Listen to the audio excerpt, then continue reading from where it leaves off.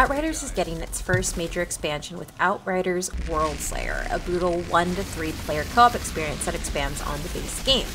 Developed by People Can Fly and published by Square Enix, Worldslayer is the next step in the Outriders universe, and it comes with a new campaign story, higher gear level caps, new gear, a new and brutal difficulty mode, new ways to progress your character, and a massive new endgame.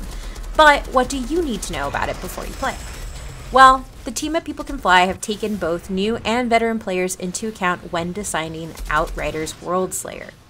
While the new campaign story can be played after the original, you can also jump into it if you haven't played the original story by taking advantage of the free level 30 boost feature. The new story pits you against one of the first and most powerful Altered, Ereshkigal, who wields a new power you haven't seen before. As the planet Enoch experiences cataclysmic changes caused by the anomaly, Ereshkigal stands in your way.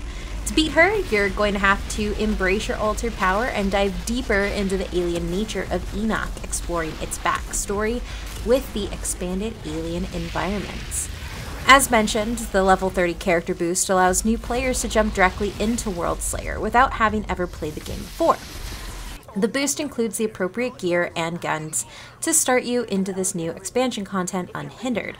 Additionally, this free boost can be used as many times as you want with as many characters as you want. While the boost is vital to allow access for new players, it also serves as a way for veterans to try new classes and get straight into the action.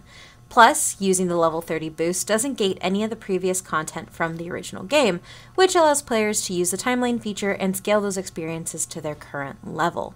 While adding a new element to the story, the biggest thing Outriders Worldslayer has to offer is the addition of Apocalypse tiers, which change how difficulty works.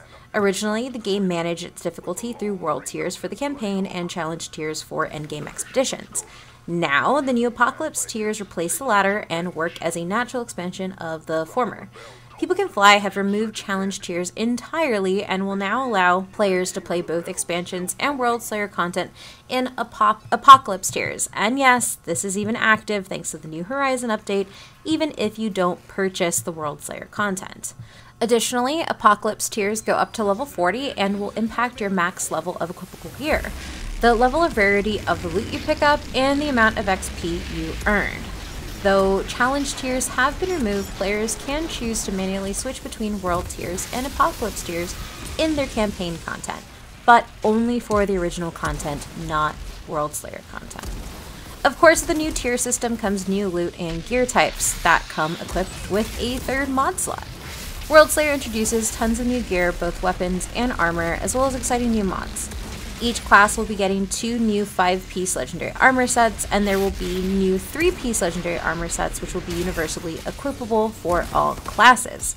Not only that, but it also contains almost 100 new legendary items in total across weapons and armor pieces, and they all have new and unique mods with gameplay altering abilities. Finally, when playing on Apocalypse tier difficulty levels, you get a chance to get Apocalypse gear variant drops. Now, Apocalypse gear pieces are variants of epic and legendary gear in the game that have a third mod slot available, which was a much requested feature from the community. It is important to note that Apocalypse gear can only be earned through drops, and it can't be crafted. The third Apocalypse mod slot also can't be edited, making finding an Apocalypse variant of a powerful legendary with a strong mod in the Apocalypse slot will be key to unlocking the maximum power you have in the game. Additionally, since the Apocalypse tier cap is 40, your max gear level is 75, which is a new gear level cap for you. Finally, Outriders Worldslayer also introduces the new PAX class tree, which gives you a new class option. A separate class tree, the PAX class tree unlocks at level 30 after you start your Worldslayer content. As you progress, you earn PAX points to activate the tree's nodes by completing key milestones. The PAX tree will further evolve the existing classes in Outriders, essentially granting you subclass specializations that broaden the horizons of your class and helping you play longer. Each node in the PAX tree is equivalent to the major nodes in the original class trees. Additionally, the arrival of Ascension points allows for you to focus on long-term progression of your character. That said, Outriders Worldslayer introduces a new progression system called Ascension. These levels are acquired through battle, and the system is intended to reward players who plan to spend time that amounts to hundreds of hours in the game, and to make every run worth it, Ascension is only available at level 30 and only if you have Worldslayer purchased. Experience points earned after hitting level 30 go towards your Ascension level, which will reward you Ascension points. You can then invest these points into different aspects of your character abilities: brutality, endurance, prowess, or anomaly. Each of those categories have 5 options to invest in, including things like better armor, more HP, higher critical attack rates, and so on.